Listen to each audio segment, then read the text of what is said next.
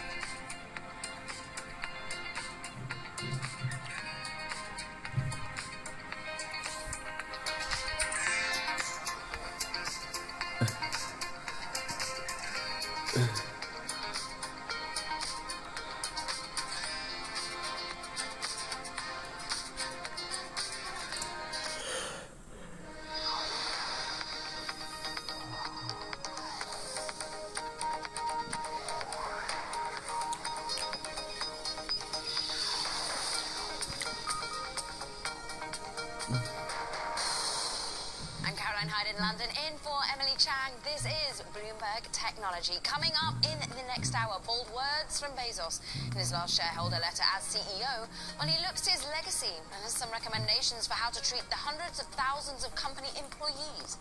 We'll have the details.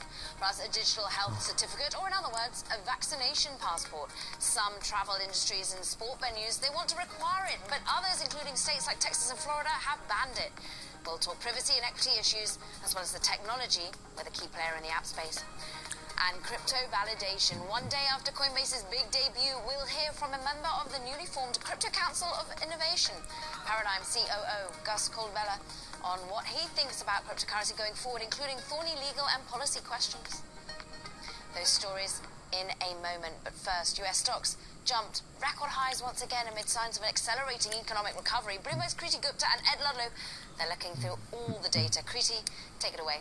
Well, Caroline, green on the screen, that was the story today. Tech really outperforming, and you can see it on the chart behind me. The NASDAQ 100 actually ending at record highs once again. A big part of that was Apple's gains. You actually saw them win a patent suit, so actually helping those major contributors. You know Apple is that big heavyweight for the benchmarks, but with those NASDAQ 100 gains, you also saw gains in that semiconductor index. The SOX index up a whopping 1.8%, and of course this comes right on the heels of TSMC and some of those other semiconductor earnings, really saying that that chip shortage that's been driving those gains, those can actually continue into 2022, and that news is what boosted the SOX index for the first session in 5, and AMD, of course, was the major contributor. But we all want to know about the other major story, and that's Coinbase. If you look up the boards, I want to show you what Coinbase did on its second day, and you can see it's a little bit of a pullback.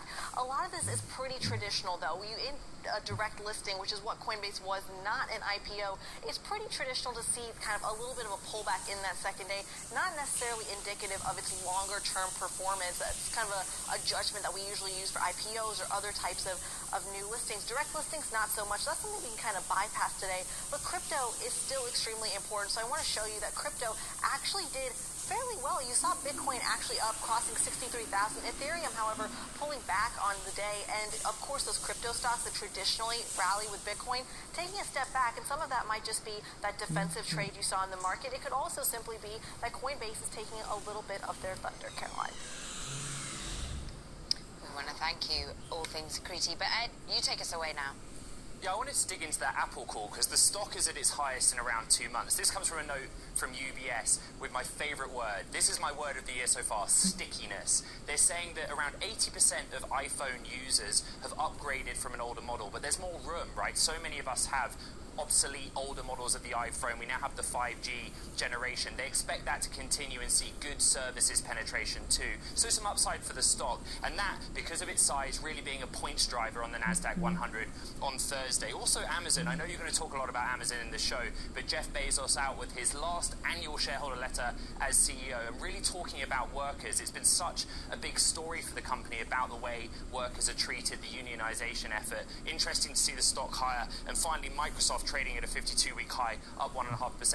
Chips, another big story, like Kriti said, but I want to look at some of the specific names as we flip up the boards, because TSMC is where it's all at, Taiwan Semiconductor. This is the world's biggest manufacturer of actual chips. It actually makes them.